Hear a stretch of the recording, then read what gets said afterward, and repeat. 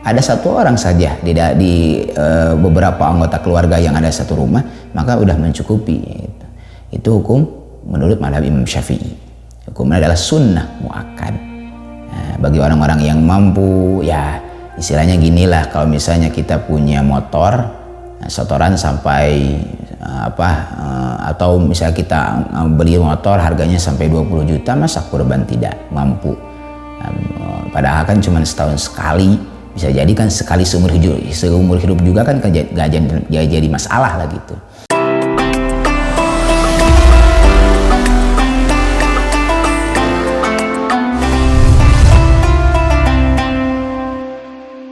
Bismillahirrahmanirrahim. Assalamualaikum warahmatullahi wabarakatuh. Kita lanjutkan kajian mengenai kurban, bahwa telah dijelaskan mengenai sejarah tentang adanya kurban, yaitu dari kisahnya Nabi Adam alaihissalam, yaitu mengenai dua putranya, dan kisahnya Nabi Ibrahim alaihissalam dan Nabi Ismail alaihissalam. Nah, kita lanjut, yaitu bagaimana hukum-hukum kurban. Nah, ini ikhtilaf atau terjadi pandangan pendapat yang berbeda dari 4 madhab. Bahwa Ahlussunnah wal Jamaah itu kan ada 4 madhab. Yang pertama madhab Imam Maliki, yang kedua madhab Imam Hanafi, yang ketiga itu madhab Imam Syafi'i, yang keempat itu madhab Imam Hambali. Nah, kita coba sebutkan satu persatu bagaimana hukumnya menurut masing-masing madhab. Yang pertama menurut madhab Imam Syafi'i, bahwa al-udhiyatu sunnatun muakkadatun. Hukum daripada kurban itu adalah sunnah muakkad. Apa itu arti sunnah muakkad? Sunnah itu ma yusabu ala fa'alihi wa la yu'aqabu ala tarkihi. Nah, segala sesuatu yang diberikan ganjaran atau diberi pahala ketika dilakukan, tidak mendapatkan siksa ketika ditinggalkan. Nah, ketika sunnahnya sampai sunnah muakkad, maka ini sangat sunnah yang mendekati terhadap wajib. Nah, jadi hukum daripada kurban itu adalah menurut pendapat mazhab Imam Syafi'i, bagi orang yang mampu sangat sunnah muakkad. Ketika masuk ke kurban atau masuk Rayagung bulan Zulhijjah, kita mampu untuk membeli seekor domba, ya, atau kita ikut patungan sapi, ya seyogianya dianjurkan sunnah muakkad. Adapun tidak melaksanakan kurban, maka tidak apa-apa. Nah, gitu ya, cuman dianjurkan sunnah muakkad, sunnah mendekati gitu seyogianya melaksanakan, yaitu kurban. Itu dalam kitab Iqna juz 2 halaman 278, juga di dalam kitab Hawil Kabir, wa idza doya bisyatin aqama biha sunnah wa in kasra ahlu. Andai kata di satu keluarga ada 8 orang, 1 orang saja yang melaksanakan kurban, maka sudah cukup. Ada 1 orang saja di beberapa anggota keluarga yang ada satu rumah, maka sudah mencukupi. Itu hukum menurut mazhab Imam Syafi'i. Hukumnya adalah sunnah muakkad. Nah, bagi orang-orang yang mampu, ya istilahnya ginilah, kalau misalnya kita punya motor, setoran sampai atau misalnya kita beli motor harganya sampai 20 juta, masa kurban tidak mampu? Padahal kan cuma setahun sekali, bisa jadi kan sekali seumur hidup juga kan gak jadi masalah lah gitu. Nah, yang kedua yaitu pendapat madhab Imam Hanafi. Dalam kitab Fathul Qadir Libnil Humam juz 22 halaman 73, bahwa al-udhiyatu wajibatun. Menurut madhab Imam Hanafi di dalam kitab Fathul Qadir Libnil Humam, bahwasanya hukum kurban itu adalah wajib bagi orang Islam merdeka, orang yang mampu. Jadi andai kata orang mampu, orang kaya, orang yang cukup, lalu tidak melaksanakan kurban, maka dihukumi dosa. Jadi orang yang mampu, orang yang punya motor, apalagi mobil, tapi tidak kurban, dosa menurut madhab Imam Hanafi. Nah, lalu yang ketiga yaitu menurut madhab Imam Maliki. Nah, di dalam kitab At-Taz wal Ikri li Mukhtasar Khalil juz 4 halaman 352, bahwa al-hudhiyatu sunnatun wajibatun la yanbaghi tarkuha liqadirin 'alaiha min ahraril muslimina illal hajj. Bahwa hukum daripada kurban itu udhiyah itu adalah sunnah wajibah.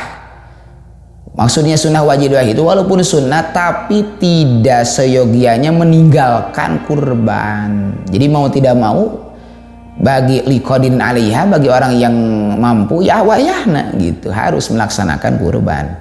Pada orang-orang yang merdeka daripada kelompok muslimin baik laki-laki atau perempuan gitu, itu hukumnya adalah sunnah wajibah gitu ya. Pendapat yang keempat menurut madhab Imam Hambali, di dalam kitab Kasih Sapil Qina gitu ya, juz 7 halaman 434, wal udhiyatu masru'atun ijma'an wa hiya sunnatun muakkadatun. Ini hampir sama dengan pendapatnya Imam Syafi'i, bahwa Imam Ahmad bin Hambal menyatakan bahwa hukumnya kurban itu adalah disyariatkan, dianjurkan. Sepakat para ulama, atau berpendapat juga Ahmad bin Hambal itu adalah hukum daripada kurban adalah sunnah muakkadah. Nah, kenapa kita harus kurban? Sebab gini, nanti kurban itu menjadi sebagai alat transportasi yang akan menjemput kita ya, melewati jembatan Shiratal Mustaqim. Sehingga ada keterangan ad-dimu dohayakum fa innaha ala sirati matoyakum. Bikulli qatratin hasanah, bikulli sya'ratin hasanah, bikulli sa'rihi minasawb hasanah. Jadi perbaguslah, agungkanlah, pentingkanlah yang namanya kurban oleh kalian semua. Kenapa? Sebab sesungguhnya yang namanya kurban itu bisa menjadi matoy. Apa itu matoy? Matoy itu adalah alat transportasi kendaraan yang bisa memfasilitasi kita melewati jembatan Shiratal Mustaqim. Jadi nanti kita akan dijemput oleh hasil kurban gitu ya. Nah, terus tiap tetesan darahnya hasanah. Satu tetes darah itu adalah kebaikan.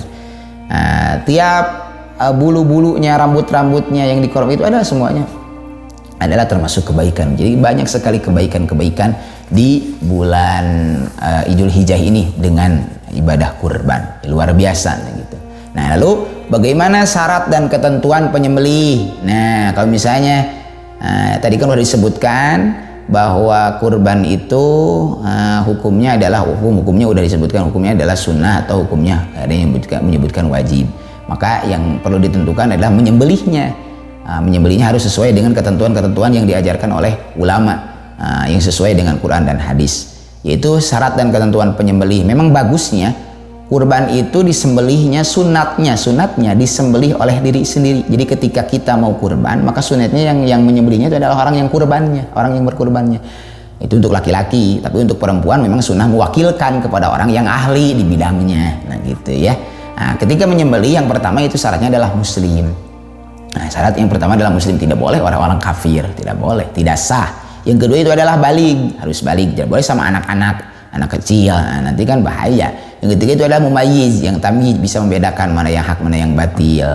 Lalu yang selanjutnya adalah boleh dengan oleh ahli kitab Nasrani atau Yahudi yang menerima kitab, yang halal dinikahi, cuman sekarang sudah tidak ada. Untuk ahli kitab Nasrani Yahudi sudah tidak ada, sebab kitab sama kitab-kitabnya udah dirubah gitu ya.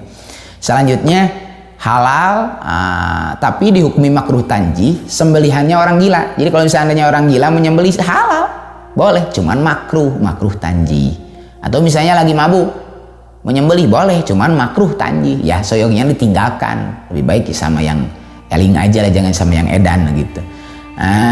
Lalu orang buta, orang buta menyembelih hukumnya halal, sama, itu hukumnya makruh, bisa salah mencit kena gitu. Nah, jadi disunahkan disembelihnya itu oleh sendiri kalau laki-laki, tapi kalau selain laki-laki kayak wanita dan sebagainya itu sunnah mewakilkan gitu. Lalu sekarang kategori binatang yang disembelihnya. Sapi umur berapa tahun, unta umur berapa tahun. Yang gini, kalau unta itu batas minimalnya umur 5 tahun, nah masuk 6. Jadi kalau misalnya kita mau menyembelih unta itu minimal umurnya 5 tahun sampai 6 tahun. Nah kalau misalnya sapi itu 2 tahun, sapi 2 sampai 3 tahun. Nah, kalau domba atau doknun, nah, domba jalu, nah, domba jantan ya, itu 1 tahun ya, minimal 1 tahun atau belum 1 tahun, misalnya 6 bulan atau 7 bulan boleh, cuma dengan catatan harus udah tanggal copot giginya, nah gitu. Meskipun belum 1 tahun boleh. Nah lalu yaitu kambing kacang yaitu makzu, yaitu umurnya batasnya adalah 2 tahun, nah gitu. Itu memang udah disyaratkan oleh keputusan daripada para ahli-ahli fatwa, para ulama lah gitu. Para ulama 4 madhab menyepakati bahwasanya itulah ketentuan-ketentuan binatang yang disembelihnya. Demikian mengenai singkatnya menyembelih atau mengenai seputar kurban. Akhirul kalam. Wassalamualaikum warahmatullahi wabarakatuh.